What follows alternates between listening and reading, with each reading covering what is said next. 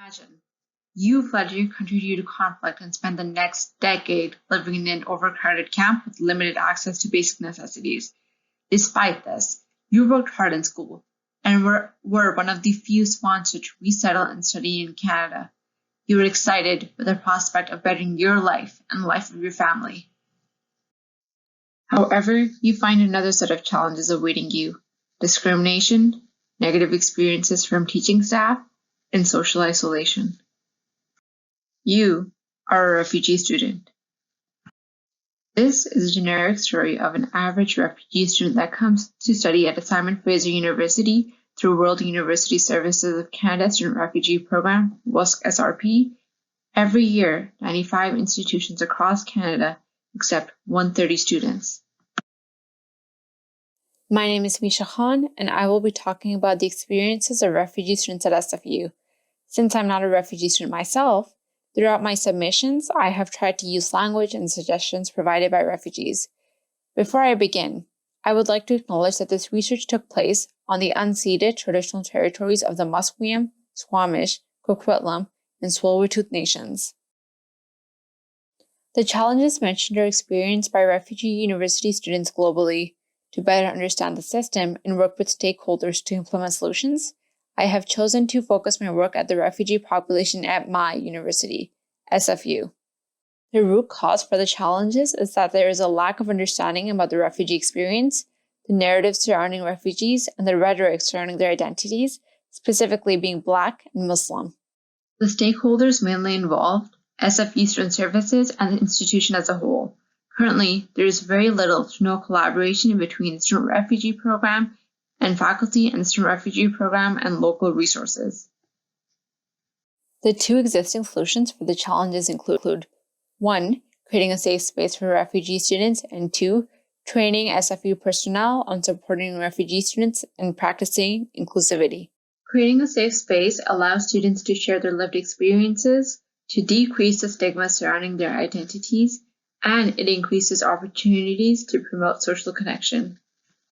Refugees have felt welcome at global community events because they promote intercultural understanding, promote social connection, and provide a sense of belonging. Dreams of Humanity, Refugee Voices is a photography-based project in Metro Vancouver created by a SFU refugee student. It provides a safe space for refugee students to share their stories. This, in return, decreases stigma, amplifies their voices, and promotes intercultural understanding. By proactively training SFU teaching staff about the refugee experience and how to practice inclusivity, the experiences of refugee students in the classroom can be improved. Wellbeing and learning environment is a network faculty and instructors can enroll in to learn about how they can promote well-being in their classroom through 10 conditions, 2 of them being inclusivity and flexibility, which are important to the refugee experience. The gap is that it does not include all teaching staff because of a lack of awareness about the network or them choosing not to enroll. The National Association of School Psychologists provides training and guidance for instructors on how to support refugee students. The gap in the solution is a limited reach. The first gap is the lack of awareness about the needs and lived experiences of refugee students. The second gap is a limited collaboration between faculty members and teaching staff and the Student Refugee Program. Levers of change for the first gap include 1. Knowledge sharing, 2. Embedded programming, 3. Conducting a needs assessment, and 4. Providing refugees with a platform and centering to their voices. The levers of change for the second gap include increasing collaboration between faculty, teaching staff, and the Student Refugee Program, and providing faculty, teaching staff, and tutors with proactive training on the needs of refugee students and how to promote an atmosphere of inclusivity and empathy. The main lesson I learned from this project was what Nadal Misri, a Palestinian refugee and the project manager of the Refugee Livelihood Lab, said, which is to center to voices and leadership of refugees in determining how to best support them. It is important to provide refugees with spaces where they can advocate for themselves and lead projects that support their well-being. I hope this presentation provided some insight on the experiences of refugee students at SFU. Thank you for listening.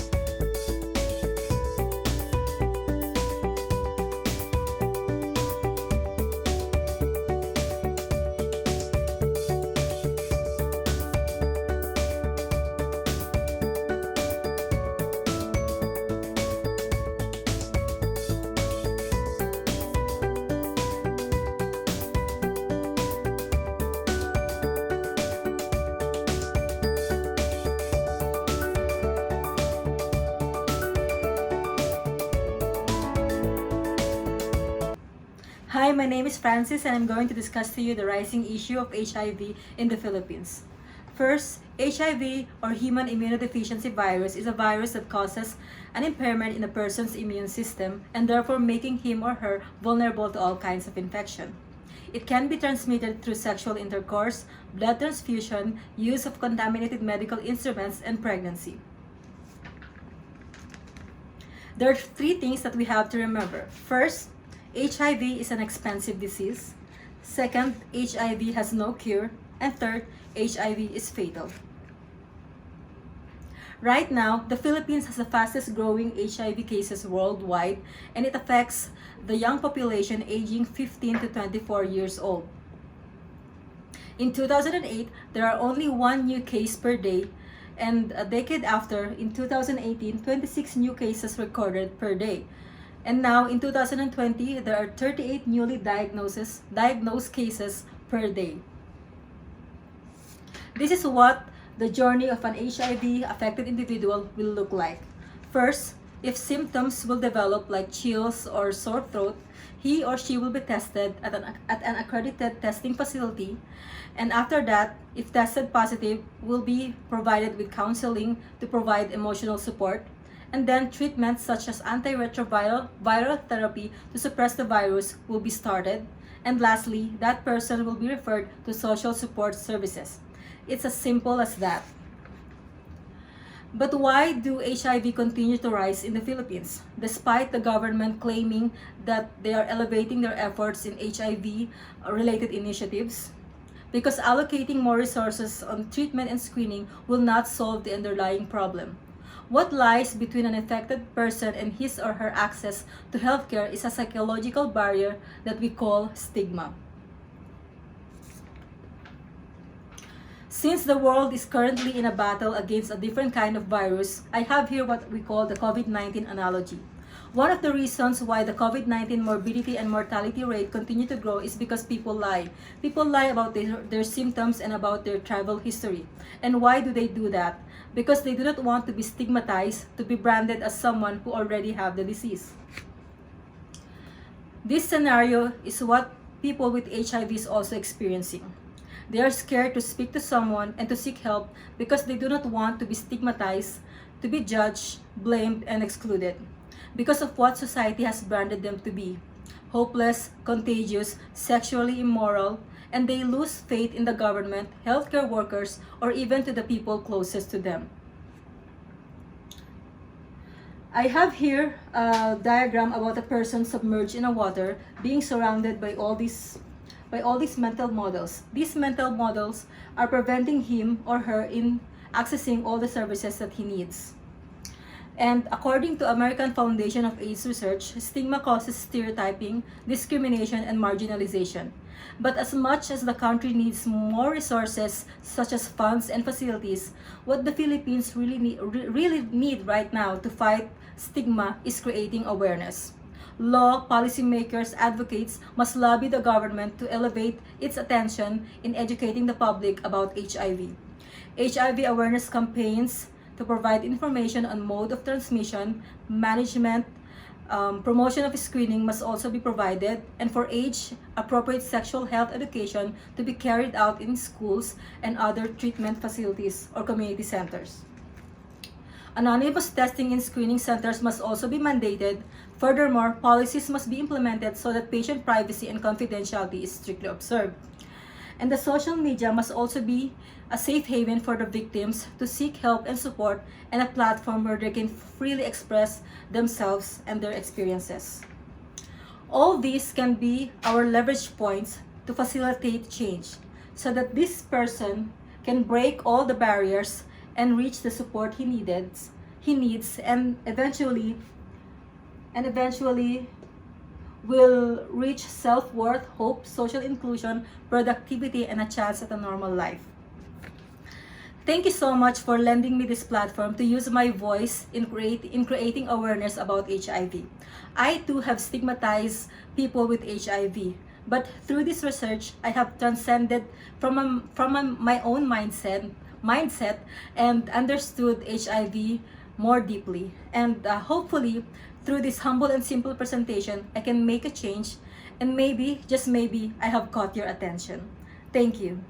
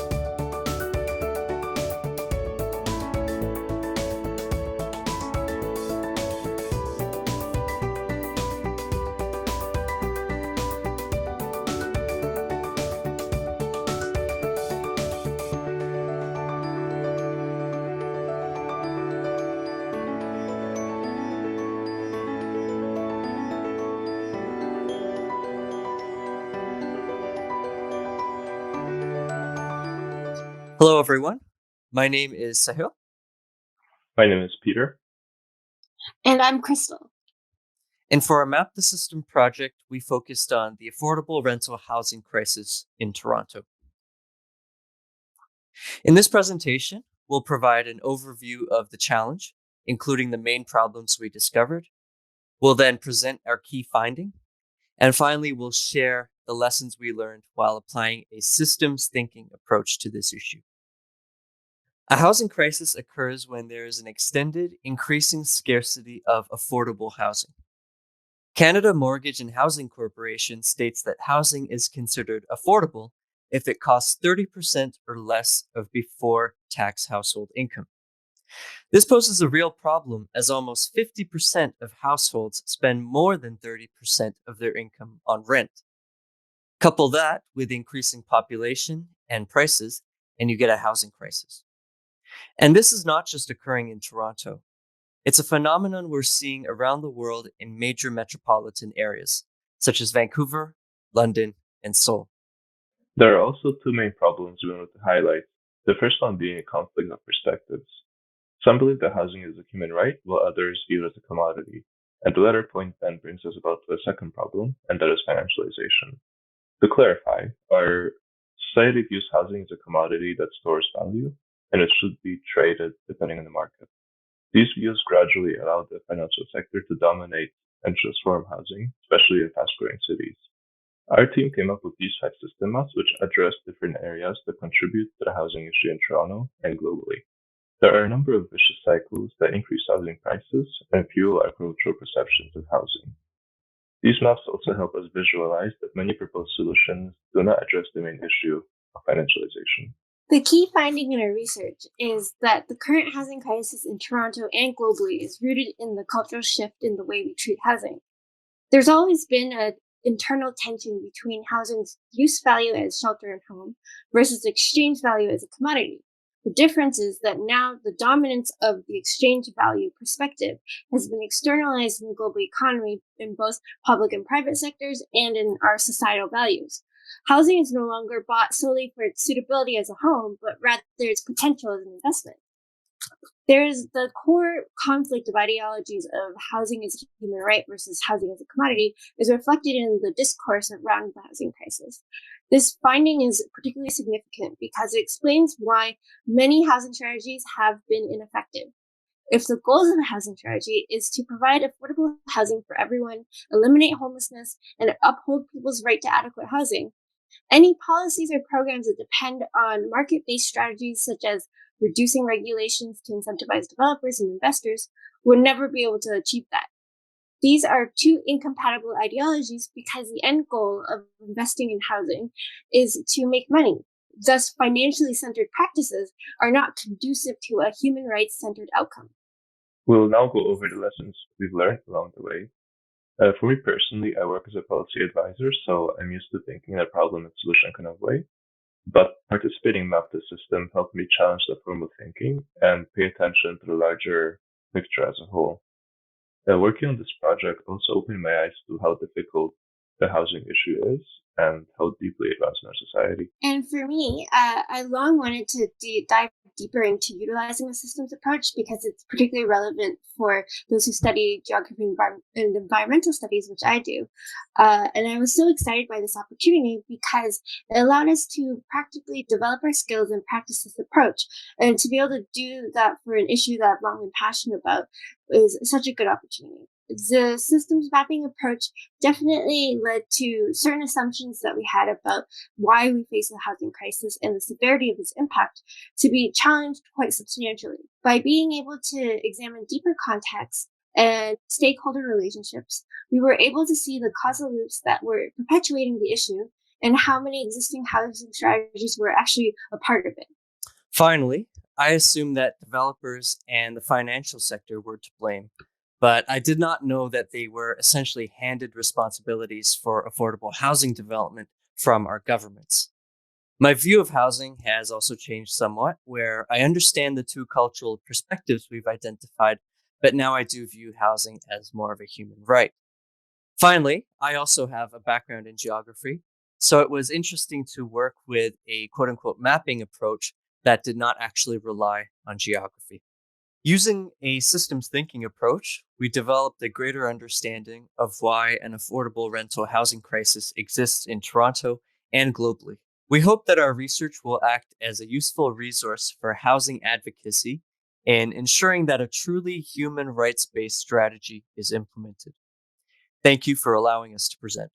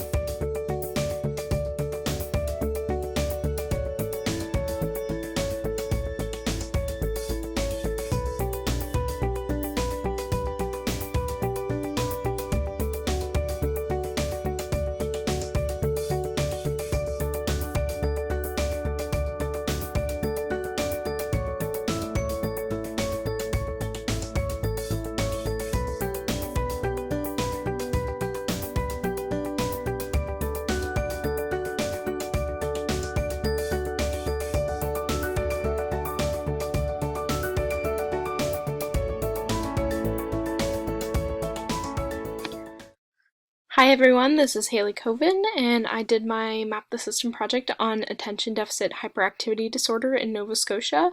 And of course, to do my video submission, I decided to show you guys my visual map because of COVID-19. I'm currently in my pajamas. So for this project, we did an analysis of ADHD affecting children due to the lack of provincial resources within schools and communities in Nova Scotia. We discovered what ADHD is, its impacts, looking at mental health, social interactions, education.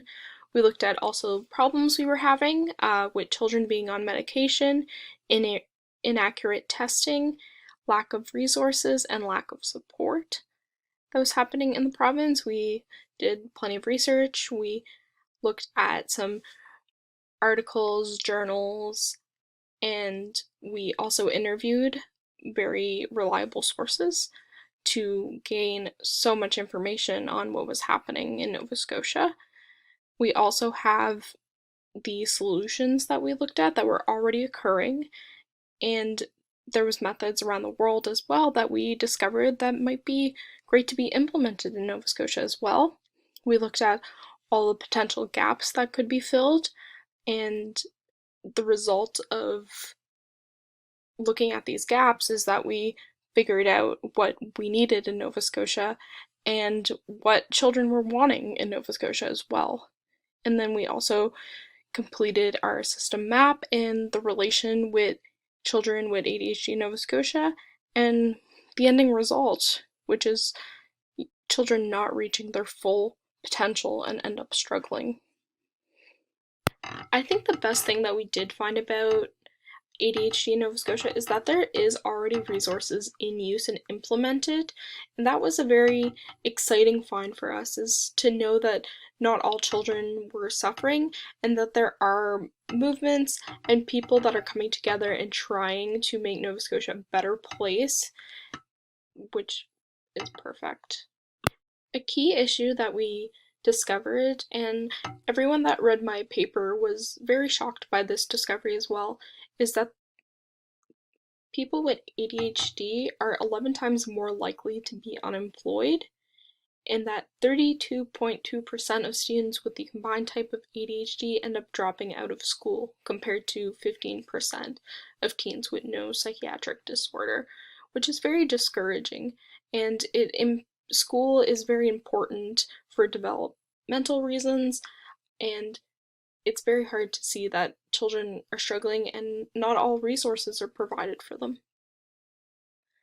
By doing Map the System, we learned so much about ADHD and what's going on in our province, what's going on around the world, looking at the steps of impacts, current solution, and identifying those gaps were very challenging, but it was very interesting and lots of research had to go behind.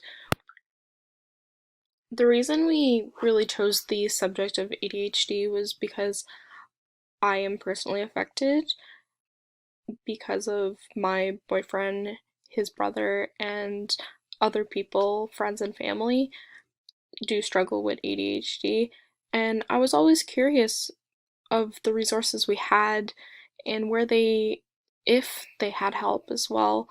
My boyfriend said that throughout his life he always struggled looking for resources, and it wasn't always available for him. Out of all the lessons that we've learned by doing this project, one bigger one was the stigma that is still affecting children and impacting society's views of ADHD. A lot of people think it's childlike disobedience, that medication is the only answer, which is not true, and has lots of effects on children at every age and every point of their life.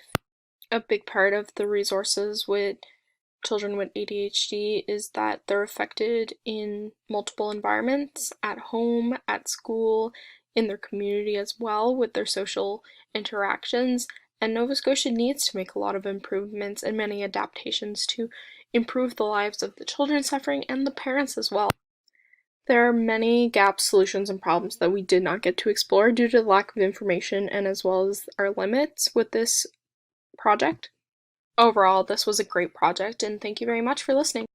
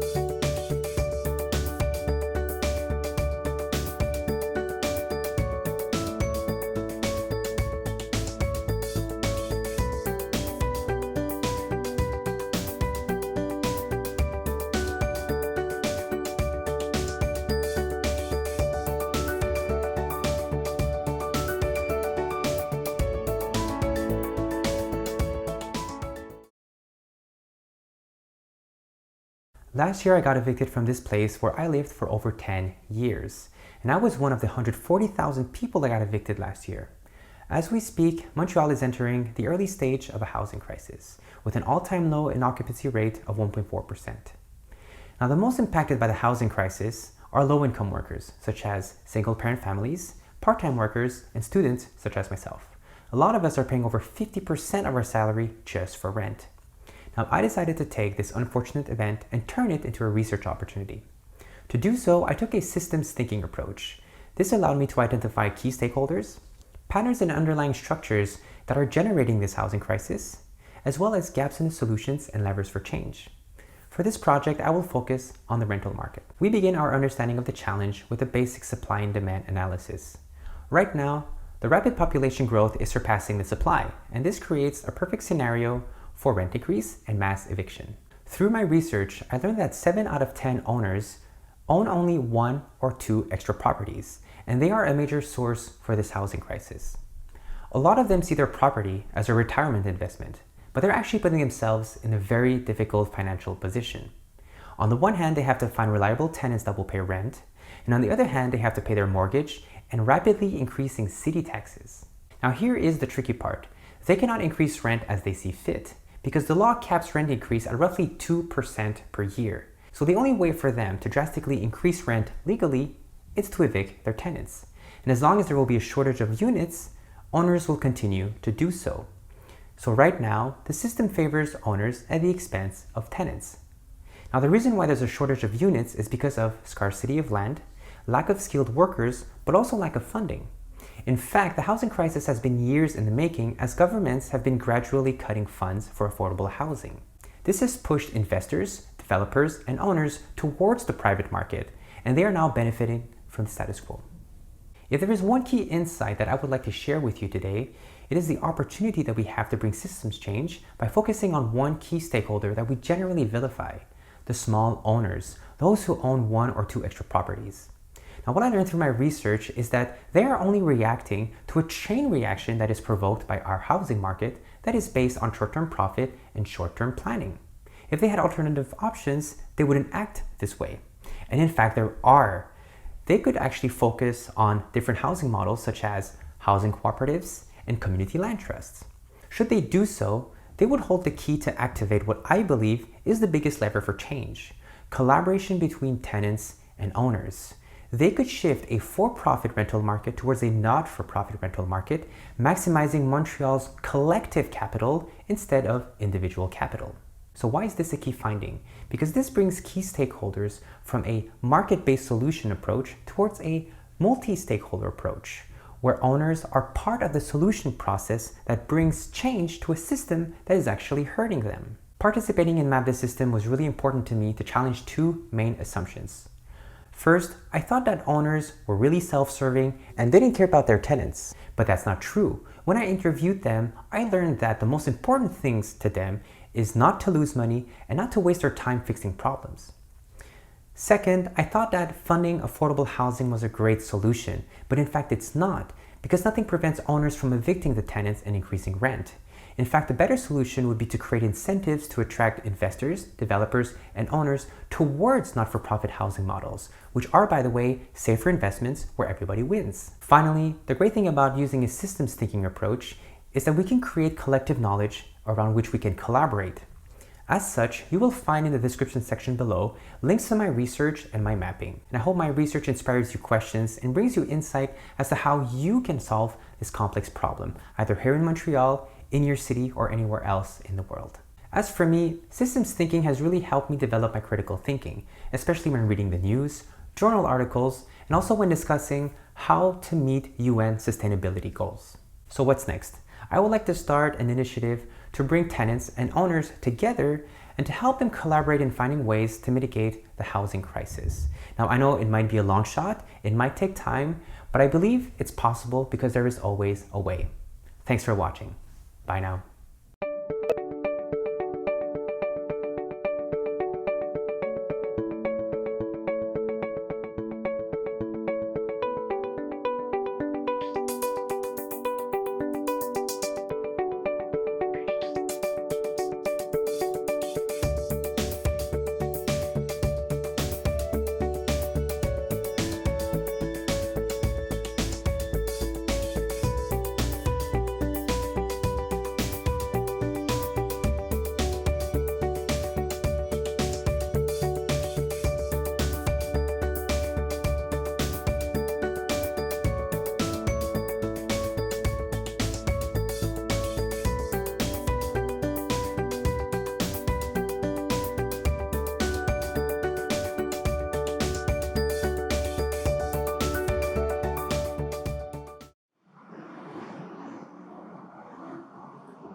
I would like you all to take a moment to close your eyes. As you sit in stillness, imagine it is a cold winter's night, and for any number of reasons, you are on the streets. You have nowhere to go, know where you feel safe, and know home. You feel the chill of the cement under the blanket that has belonged to many others before you. But now, you are many years younger, a mere youth facing these challenges. The streets are your home. Now, open your eyes and feel the sense of gratitude overcome you as you return to your reality. However, keep in mind that this reality is one that many of the youth living in the downtown east side of Vancouver, British Columbia experience every day. Hello, judges, and those watching. My name is Raisa. I'm Sean. And my name is Gabby. Vancouver is in an epidemic of homelessness, as our city has seen housing prices increase by 700% since 1988 without a proportional change in wages. People that once were able to live happily in Vancouver simply can no longer afford to live there or raise a family. The appeal of Vancouver for foreign investment and as a safe harbor for immigrants escaping instability contributed to increasing prices. Financial stress is a key contributor to family conflict. Family conflict is one of the leading factors causing youth homelessness today. As we closed our eyes at the beginning of our presentation, we heard the lived experiences of countless people living on the streets of Vancouver, shared with us by the staff at Covenant House, Inner Hope Ministries, and no doubt witnessed by the countless other organizations that support youth in the downtown east side. The problem is not a lack of services. Rather, the problem is an individual's ability to organize themselves with all the different services they need offered by so many different organizations. In 2013, they would have to have sorted through the approximately 260 organizations and services operating in the downtown east side to find the services they need, all while struggling with the numerous problems already facing them. Within this complex system, it is no surprise that there exists a lack of focus on youth homelessness as its own individual issue. The reality is that for youth in these situations, their inability to access the support they need leaves them without the necessary tools to create a stable adulthood and future. The goal is to only keep them alive rather than to rehabilitate or counsel as an effort to stop the cycle. Financial struggles also have a direct correlation to an individual's relationship with themselves and those around them. Coordination and focus, not quantity, are the problems. Vancouver has seen the creation of numerous organizations, financial assistance programs, and housing opportunities for people who are homeless. However, the city is still experiencing yearly increases in the homeless population, which includes an increase in the percentage of youth. Our research shows that the lack of positive progress regarding youth homelessness is due to the following factors. Firstly, a large number of the agencies and programs are all offering different services that are hard for homeless youth to access, and the lack of focus on youth homelessness is a unique issue in itself. Yet within this complex network of services lies the potential to dramatically affect the youth homelessness situation in the downtown east side and homelessness in general. We propose the creation of a centralized coordination agency based at the provincial level that would help create individual treatment plans for the specific needs of each youth and their family. An organization that could put together a comprehensive rehabilitation plan utilizing the already existing services and programs in such a way that is easily accessible by youth. There exists almost all the necessary services that youth require. What is needed is someone to connect these services together in the specific manner that a homeless youth requires. Our research has shown that the care and attention for the vulnerable in our communities is immense. It just needs some organization. A history of increasing house prices and the financial burdens this has placed on families has contributed to family conflict, which itself is a leading cause of youth homelessness. Homeless youth today face the challenge of navigating the complex network of agencies and services present in the downtown east side. What is needed is a provincial government-run coordinating agency that can put together the right services for individual youth and give this issue the unique focus it requires. This is the reality of today and our hope for tomorrow.